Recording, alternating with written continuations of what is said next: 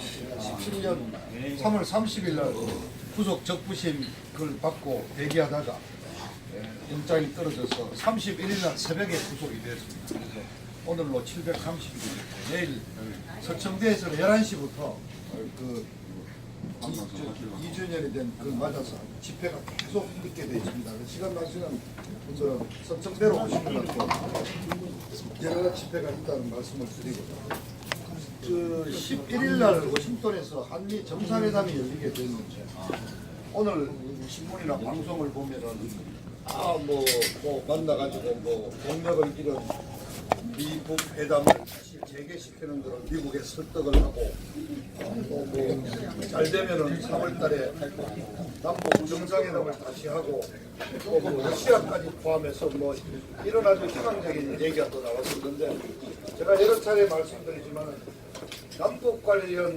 기사는 대부분이 청와대의 희망 사항을 반영한 그저 가짜 뉴스로 보시면 됩니다. 제가 나름대로 말한 정보는 오히려 그동안 계속 하노이 회담이 결렬된 이후 미국과는 접촉을 가지려고 그랬는데 미국이 일체 반응을 안 보였고 지난주에는 강경화 외무장관을 보내겠다고 그랬더니 이 국무부에서 공식 답변이 개성공단 재개라든가 금강산 관광 이런 얘기를 할 것 같으면 아예 오지 마라까지 보내지 마라. 결론을 내린 상황인데 한 이틀 전에 갑자기 백악관에서 11일 날 날짜를 잡아가지고 들어와라. 그래서 좀 들어갑니다. 그래서 사실상 어떻게 보면 미국이 좀 소환한 셈입니다. 근데 11일은 뭐냐면은 3.1 기념운동으로 상해 임시정부가 만들어져서 이 문재인 좌빨 정부가 인정하는 대한민국 건국 100주년이 되는 날이 4월 11일입니다.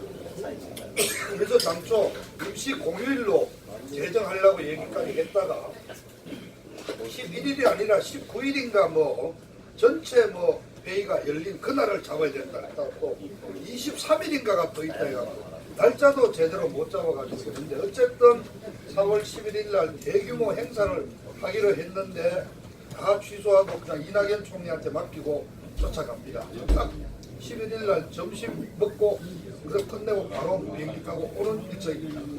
굉장히 어떻게 보면 이거는 그냥 소환해서 불려가는 분위기인데 그렇게 본다면은 그렇게 보도된 내용이 아니라 어떻게 보면은 최악의 시나리오로 간다면 미국이 어떤 독자적인 어떤 뭐 군사적 옵션까지 포함한 그런 단계에서 최고 통첩을 하는 게 아니냐.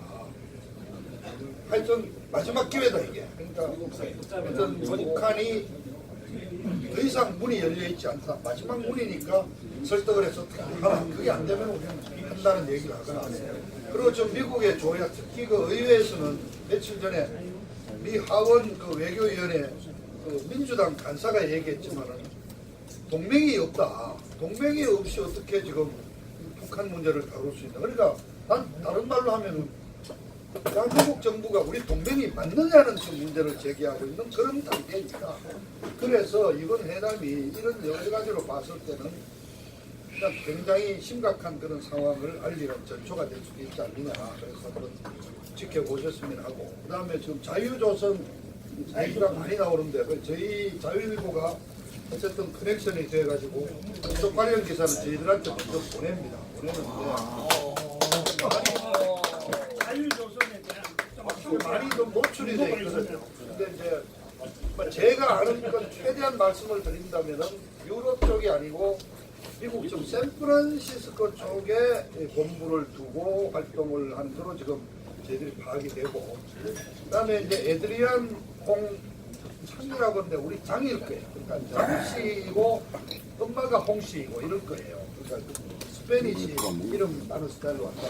장씨 아니면 홍씨인데, 그거는 멕시코의 본부를 거점을 하면서 그동안 탈북자들을 구출하는데 간단히 한 200여 명을 그 탈북을 시켰다고 하지 않습니까? 그래서 그런 관계에서 이 멕시코는 아시다시피 미국 거의 국경 경계와 비슷하거든요. 그래서 FBI와 그동안 관련이 있어서 아마 그쪽으로 정보를 보낸 게 아닌가 이렇게 생각을 하는데 또 다른 측면에서 보면은 CIA가 개입됐다 하면 이거는 외국에 대한 공작이라는 게 늘어나니까 FBI를 통해서 국내적인 미국의 국내적인 문제를 이렇게 하면서 실제는 CIA가 정보를 다 받아보고 하는 공작이 아닐까. 그래서 뭔가 이런 게 이제 제가 뭐 한 3주 전에 말씀했지만 미국이 앞으로 이 북한 내부에 대한 어떤 그 심리전 또는 이 선전, 교란 어떤 전술을 확대할 거다고 그랬다면은 자유조선을 지금 말하자면은 삼아가지고 지금 어떤 그런 본격적인 내부 교란전이 벌어지고 있는 게 아닌가. 그래서 이쪽에 저희들한테 그저께 보낸 기사는 노출을 시키면 굉장히 우리가 위험하다. 특히 그 아이드리안 홍장 경우는 그래서 FBI 신변 보호 요청을 하고 보도를 자제해달라고 했다는데 이 보도가 그 무슨 그 CNN인가에서 처음 나왔거든요. 그래서 미국 나름대로 또 일정 부분 이렇게 그 보도를 해가면서 어떤 이런 부분을 알리면서 어떤 그런 여러 가지 좀 뭐 작전을 좀 하고 있는 게 아닌가. 그래서 어떤 북한 내부에 어떤 동요를 일으키고 김정은 체제에 대한 어떤 이 레짐 체인지의 어떤 시작이 아닌가. 그래서 앞으로 계속 이 자유조선 얘기는 나올 것 같습니다. 뭐 제가 나온 대로 좀 설명을 드리겠고요.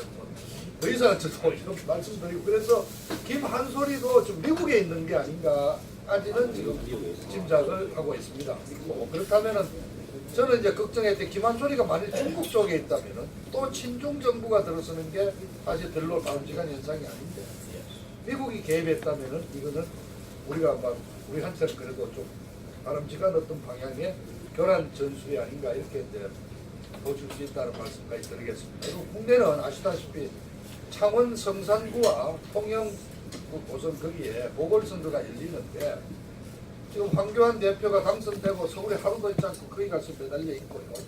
그런데 뭐 그렇게까지 뭐 신경 안 쓰셔도 될 것 같습니다. 왜냐하면 창원은 민주당하고 정의당이 이렇게 단일화 하면서 정의당 쪽으로 거의 갈 거고 또 이쪽 통영은 지난번에 이군현 의원이 사실 무투표 당선된 지역이거든요. 이쪽은 또 이 가니까 민주당이 아맞자 뭐 크게 결국 1대1로 이렇게 뭐 나눠먹는 상황이 된다면은 크게 이게 딱 두 석밖에 안 되고 전국의 어떤 큰 변화는 주지 않을까. 근데 만일 둘 다 만일 민주당이 통영에서도 뭐 윤희상 씨막 분위기를 해갖고 어떻게 뭐 좌빨들이 나가 나진다 그러면은 황교안 대표 체제에는 굉장한 또 타격이 될 수 있고 또 정의당이 진다면 또 황교안 씨는 또 엄청 큰 걸 얻겠지만은 지금 현재까지의 상황으로 와서는 그렇지는 않을 것 같습니다. 그리고 여기에 관련해서 대한애국당이 후보를 다 냈단 말이죠. 그래서 이제 보수 분열이 아니냐 결국 뭐 요거 많이 먹는데 이게 이제 뭐 3%는 한 5%나 뭐 7% 정도 얻어가지고 상당히 어떤 변수가 되면 모르겠는데 뭐 1%, 2%에서 3% 정도 수준을 얻어서 상당히 큰 변수는 없을 것 같아요. 근데 이제 애국당 측의 변명은 우리는 당이니까 후보를 낼 수밖에 없다면 우리는 당선이 목표가 아니라 이 기회에 통영, 고성, 창원, 성산에서 박 대통령 2명을 위한 집회를 우리가 열 수 있지 않느냐. 우리는 여기에 명분을 찾는다. 또 그렇게 설명을 하고 있다는 말씀은 또 막 그냥 가름하겠습니다. 그리고 이제 제가 오늘 연설에서 김의겸 대변인의 그 부동산 투기를 제가 요구를 했지만 이게 파문이 굉장히 큽니다. 왜냐하면은 그 대변인이라는 자리가 그 1급이지만은 기자들을 매일 만나기 때문에 그 기자들이 그 선배도 기자고 매일매일 접하는 하루에도 6번씩 만나는 대변인이 그동안 쉽게 말하면 진짜 나쁜 사기를 친 거 아닙니까? 서울에 집 사면은 망하게 하겠다고 하는 이런 그거를 하는 놈이 중간에 집을 사 챙겼고 대출 한도가 6억밖에 안 된다는데 우리 저 선배 중에 계시지만은 다 그래도 경력이 있지만은 지금 백수인 상황에서 국민은행 가보십시오. 10억 누가 빌려줍니까? 보증인 세우고 뭐 그냥 한 30억짜리 그냥 30억짜리 건물 갖다 국민은행 지인들 출신 여기 있어. 그럼 얘기했다니까. 그래서 이런 여러 가지 그런 문제를 삼아야 되는데 제가 오늘 연설에서 말씀드렸지만은 김의겸이가 누구냐? 탄핵 당시에 한겨레 사회부장 정치부장 지내고 선임 기자로 있으면서 박근혜 대통령을 음해하는 가짜 뉴스의 산실이 거깁니다. 그러니까 예를 들어서 8시 TBC 뉴스에 손석희가 뭐 이상한 걸 하나 얘기를 던지면 뭐 비슷한 얘기를 던지면은 그게 CBS 오마이뉴스가 받았고 녹화 뉴스가 받았어요. 한겨레 신문이 그걸 각색을 해가지고 소스를 쓰면은 모든 언론사가 다 받아쓰고 낮에는 경향신문이 받아쓰고 이런 식으로 막 확대 재생산하는 그 카르텔이 만들어졌는데 이 의점이가 한겨레 신문에서 그 거의 대부분의 가짜 뉴스를 아까 말씀드렸지 그냥 K스포츠 이사장을 마사지 업소 사장으로 만들어 버리고 하여튼 이런 식의 걸 했던 거죠.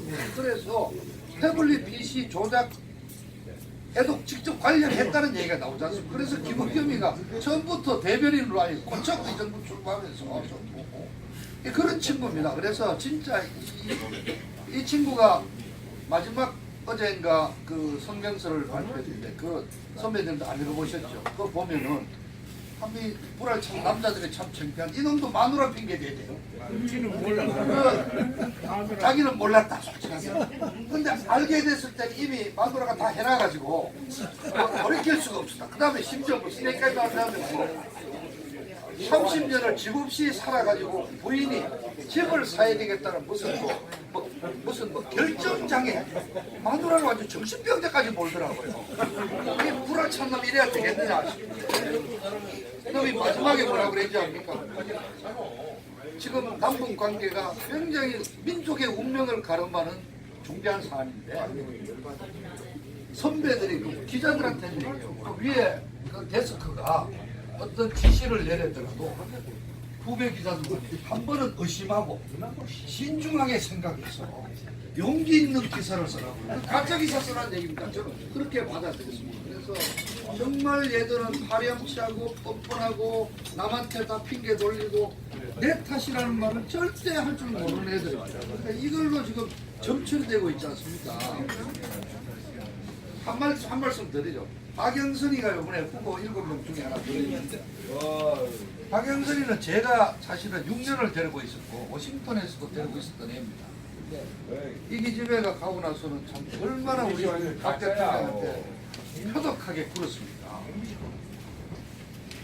근데 요번에 보시면 알지만은 지 애는 그 본래 이제 외무고시한 외무부 직원하고 결혼했다가 사실은 3개월 만에 갈라섰는데 이혼은 6년인가 있다 있습니다.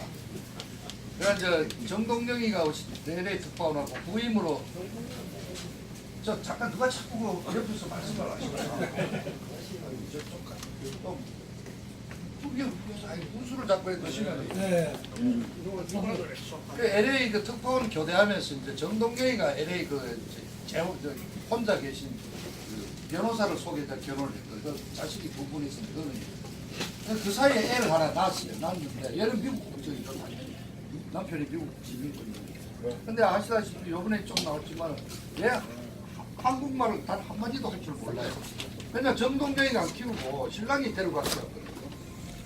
그리고 신랑이 한국에 와가 근무하다가 IBM 부사장으로 와갖고 근무하고 같이 살다가 너무 오래 있으니까 안 되니까 도쿄에 가시니까 또 도쿄에 집도 한 채 사고 애를 거기서 다 키웠습니다. 그래서 얘는 농담이 아니라 자기 애지만은 거의 며칠 키워본 적이 없고 그래서 나는 한마디도 안 그래 한국말 한마디도 못하는 완전히 미국 애입니다. 그리고 얘는 언제든지 신랑 따라가면 미국 시민권 얻을 수 있는 국회의원 할 자격이 있는지 문제인데 이런 애도 집이 세 채입니다. 그러니까 요번에 후보 7명 중에 4명이 집이 세 채였습니다. 그래서 이게 문제가 됐. 근데 김의겸의 사건이 이제 문제가 돼가지고 이쪽 애들도 부동산 투기에 관해서는 이어가지고 이게 지금 요번에 장관 후보 중에 한 2명은 잘라야 되겠다 정도 나옵니다. 그래서 이 문재인이가 지금 약세에 보인 겁니다. 그래서 정말 이게 어떻게 보면 정권 말기에 나타나는 현상이 지금 벌어지고 있으니까 저 안에서도 좀 썩고 있지 않을까 이런 생각을 하면서 하여튼 여러분들 조금 더 용기를 가지시고 나갔으면 합니다.